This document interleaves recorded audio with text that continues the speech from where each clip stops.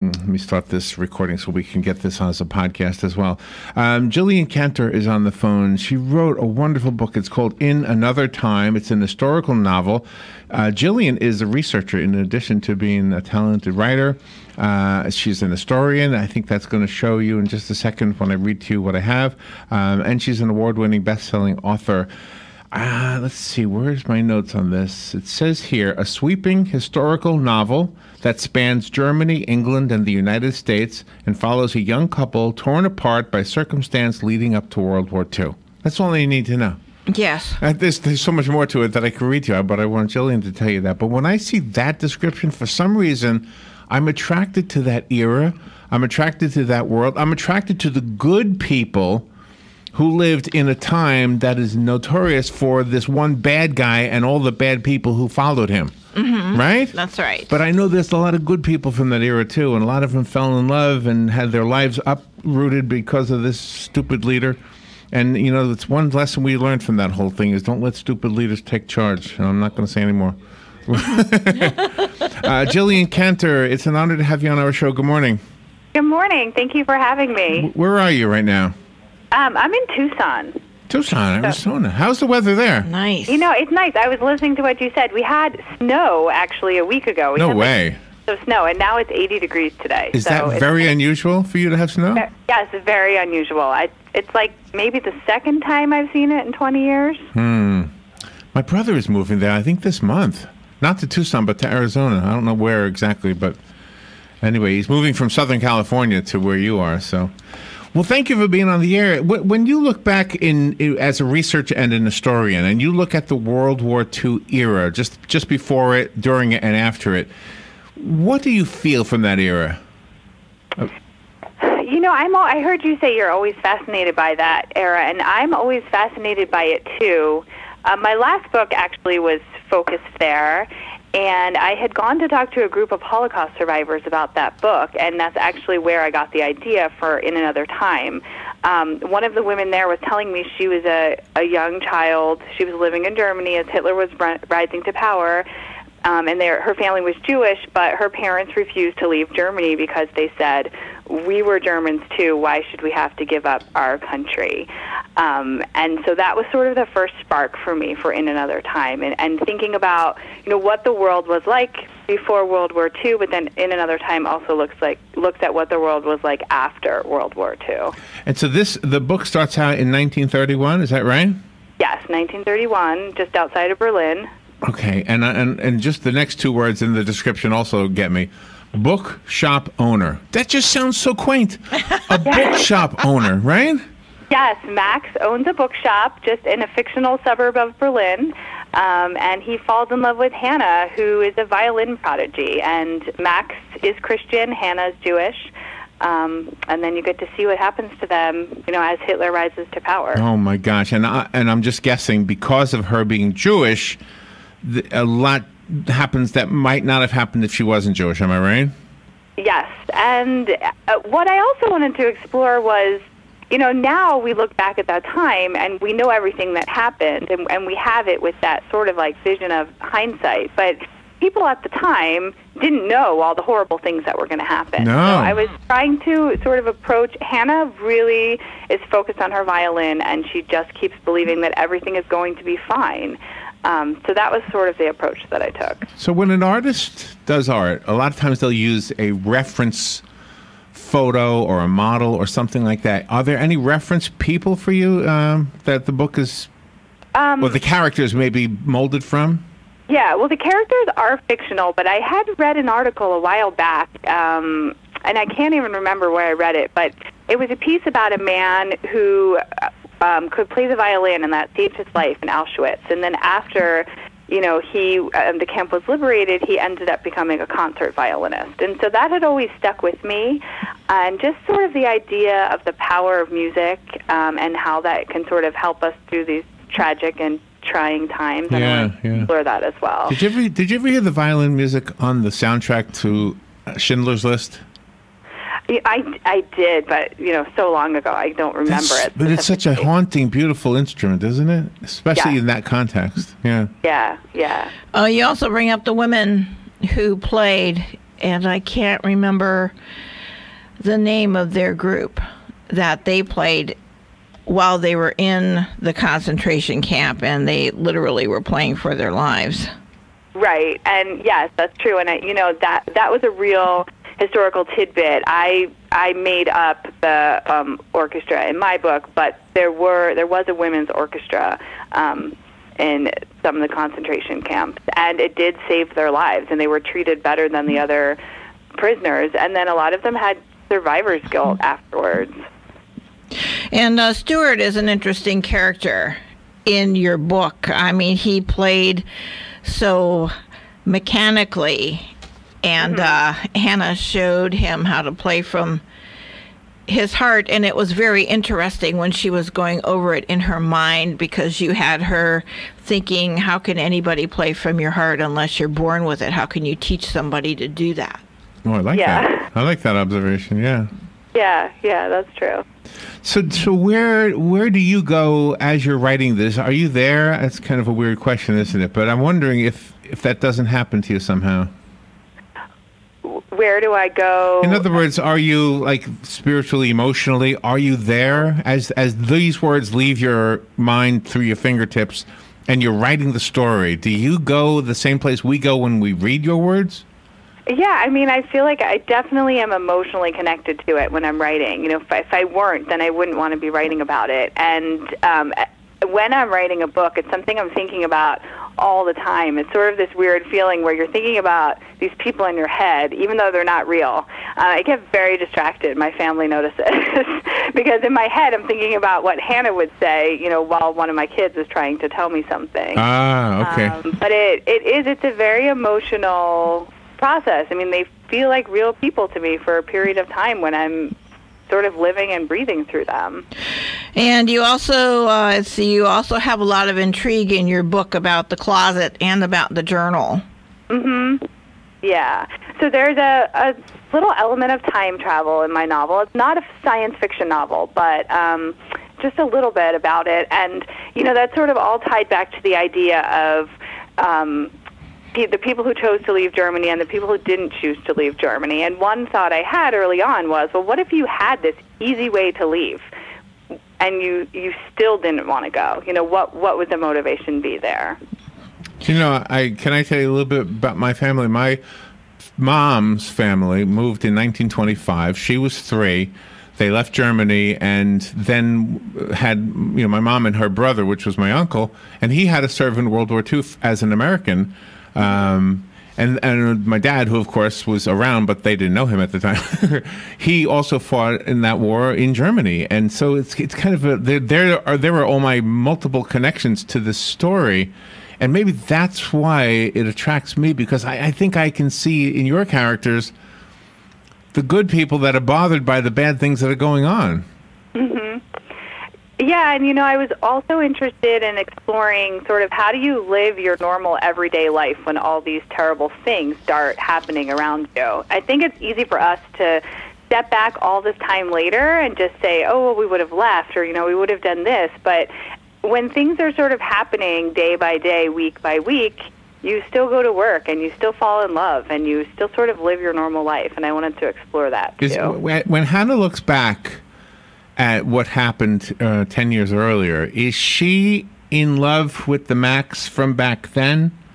Is that, or am I asking something that'll reveal too much? Well, I'm going to try not to give any spoilers, but I mean, you get to see Max's story, or Max's point of view unfolds from 1931 to 1936, and Right. that's when him and Hanna meet and fall in love. And then Hanna's story unfolds after the war from 1946 to 1956. So she's definitely in love with this man that, she knew in the 6-year period in the 1930s. Oh my gosh. And we can't know anymore. When you were doing all of your research, did you actually talk to survivors, what you alluded to at the beginning of the interview? Yeah, actually, I talked to them before I started. Before I even knew I was going to write the book, I was talking to them about my last book. So that was sort of my starting point for the novel. When I was researching, the majority of my research was learning about what Germany was like as Hitler was coming to power, before he was coming to power. And one book that I read, that it was a nonfiction book that was extremely helpful, in The Garden of Beasts, which is set in Berlin in the early 1930s. It's an amazing book. I highly recommend it for everyone to read. But that was just really helpful in sort of setting the scene for me. And you spoke a lot about Max's neighbors and how that was affecting them also. I mean, if you had a German married to a Jewish person, the Jewish person was hauled off, and the German was expected to just continue their everyday life as a shop owner and things like that. Mm-hmm. Yeah, I mean, before Hitler comes to power, Max lives in this neighborhood. His neighbor, they own a bakery, and they're Jewish. And then, there's people in the neighborhood that own a fish market that aren't Jewish, and Max owns a bookstore, and he's not Jewish. And then you kind of start to see how people are getting singled out as time goes on and what happens. Did the censorship of certain books play a role in Max's experience? Yes, for sure. The book burning in Berlin, he witnesses a little bit of that, the real book burning, and then he talks about how he has to sort of hide certain books that he has in his shop, or he'll be arrested. Oh my gosh! Do your other books also take us back in time? Yeah. My last novel, The Lost Letter, was about the resistance in Austria in World War II. It's set half in Austria, and then it's set half in the U.S. in the 1980s. Okay. I mean, it's about a stamp engraver who works with the resistance. So The Lost Letter is a newer book than In Another Time? No, that was just my previous book. Oh, okay, I see. Yeah. No, In Another Time is my newest one, out today. Out today, and you're already getting 5-star reviews on Amazon. I'm looking at it right here, and you will listen to this. I don't know if you even know this yourself. Your book is number 56 in the Jewish category. That's huge. Yeah. That's really good. So, do you explore the implications of being a certain religion in that place and time? Yeah, definitely. Hanna is Jewish, so you see how everything begins to affect her. Her mother is sick.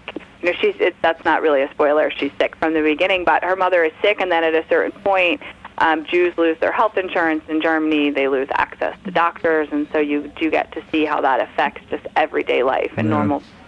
Do you know, there's a conversation once in a while you'll hear on talk shows or whatever, would you kill Hitler when he was a baby if you could go back in time? You know what I would do? I would go to him as a teenager, and I would have a long talk with him. I would say, wait a minute, what are you thinking? You can't possibly think that somebody's bad just because of their religion. How is that possible that you even believe that? And maybe I could talk some sense into him and prevent the whole thing from happening. I don't know. Well, it is fun. Do you know, if you go back in time mentally, like if look at an old photo album or something like that, we all do this, and for that moment you're back in that time. You can't alter it at all, but you're there. We can visit time periods just by reading and by kind of focusing it. Yes, and a book does that, right? Yeah, I mean, definitely. That's why I love to write historical fiction, because I feel like it's sort of a way for me to experience that time while falling in love with the characters.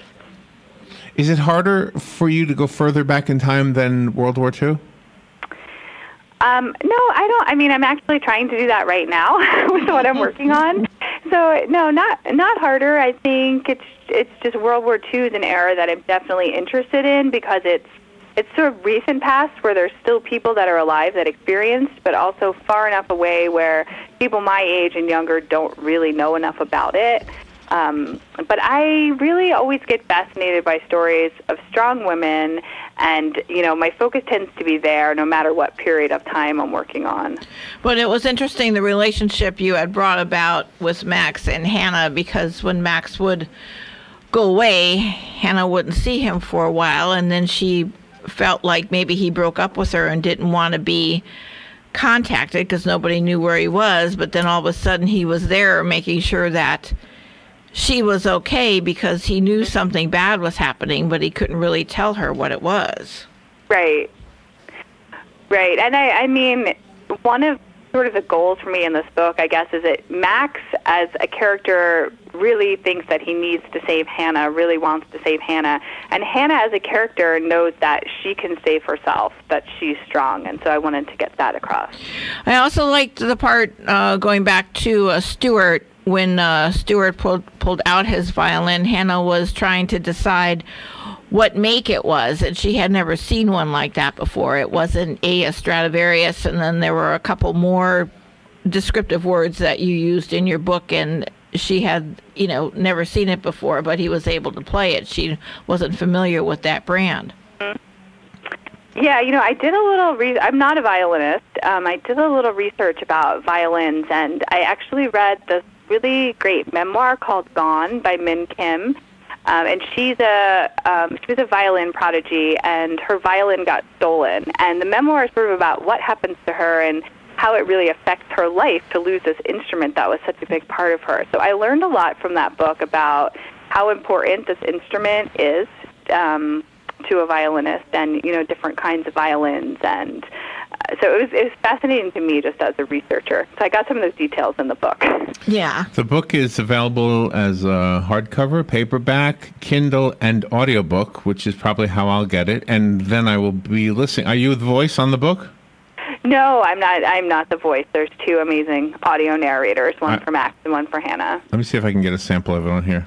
Now, if they saluted him with the Hitlergruß when they walked in, Max was sure to salute back, as he had heard rumors of the SA beating up some shopkeepers who refused. Oh, man. Feinstein still had a line for bread. See, I love that kind of stuff. See, your words will be in my car, and then I'll be listening to this. Why does she have no memory? What are we not allowed to know that? Well, so Hanna's story begins in 1946. She wakes up in a field with her violin and has no memory of what happened to her during the war in the last 10 years, and she doesn't know what happened to Max. And so I'm not going to tell you why, because that would give away the ending, but her mystery in the book is sort of what happened to her in that time, what happened to Max, but then also how can she move forward after the war, and how can she still achieve her dream of becoming a concert violinist. Do you find yourself attracted to the music of that era? I find myself attracted to music in general. I played a lot of instruments when I was in high school. I don't play any longer, but that's how I met my husband. We were in band together. Oh, really? So music's always been a big part of my life, and now I listen to it. I don't play it, but we're always going to the symphony. We're always going to musicals. So, in general, music is... So if you know music, I want to swap notes with you. It seems to me the chord changes in the music of the 40s are prettier than most pop music. And I don't mean just today. I mean, even in my generation, which would have been the 60s. I not that I didn't like the music of my own generation, but I just think the chord progressions are prettier for some reason in this. Maybe I'm reincarnated, Robin, you think? I think so. Maybe I think you are. I think you are. It could be. I listen to a lot of music. I actually don't listen to music while I'm writing because I like to write in silence. But every morning before I wrote, I decided what pieces Hanna was going to be playing, and then I listened to them. So that was actually a really fun part of writing this book for me. Isn't it cool what we have today? You can say, Alexa, play music from the 40s, and she will. Yeah. You don't have to get a record out anymore or CD. Just, Alexa, play music from the 50s, and she will. I spent a lot of time watching YouTube videos of violin concerts. It was a great really? Cool, yeah. But your background though in music was also is also where you met your husband. Yes, it was. We were both in marching band together in high school, and I played the clarinet. I did not play the violin. But that was so cool. When you were writing this book, you must have had flashbacks about your years as a teenager when you were in the band. Yeah, a little bit. Some of it has definitely stayed with me. But, really, we go to the symphony a lot. My whole family goes. And so I found myself sort of going to the symphony the fall I was writing the book and just thinking about it as I was at the symphony more than anything. The book is called In Another Time. It's written by our guest, Jillian Cantor. Pam Jenoff on the cover has a quote. Pam is a New York Times bestselling author of a book called The Orphan's Tale, and this is what she wrote about this book. With her bracing prose and unflinching eye, Cantor catches us up in the sweep of history and reminds us of the interminable power of the human bond and the moments that can last a lifetime. If you would like the copy that I have, that I just read from, call me and I will put your name on it. I can only pick one caller, though, so I'll pick you at random, and then if I get you, you have the book. The rest of us have to buy it. I found it on Amazon, which is, I'll get it from Audible, because I like the audiobooks. Even though I do read the books at my desk, but sometimes I don't get to finish them, so I think I want to finish this one. Can you, do you have a different website you want to recommend? I have a website. It's just jilliancantor.com, and there's links for everything on there, buying the book, all my social media, and you should be able to find the books anywhere books are sold. I'm sure you can, yeah. Well, Jillian, thank you so much. It's an honor to have you on our show, and I love the conversation we just had. Yeah, thank you for having me. You're welcome. Thank you. All right, we will take a little break and be right back. This is The Source, WOCA Ocala.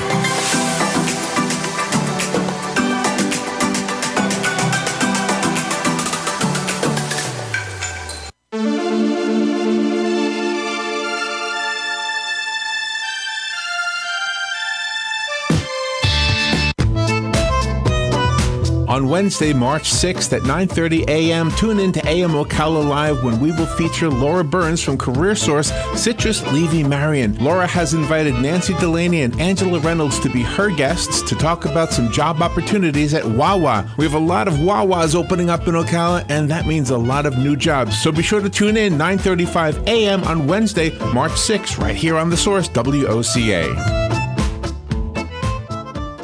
It's time once again for the Withlacoochee Bluegrass Festival, Friday and Saturday, March 15th and 16th, featuring Ralph Stanley and the Clinch Mountain Boys, Larry Gillis, Sideline, Poe Ramblin' Boys, and more. Friday's music will begin at 12.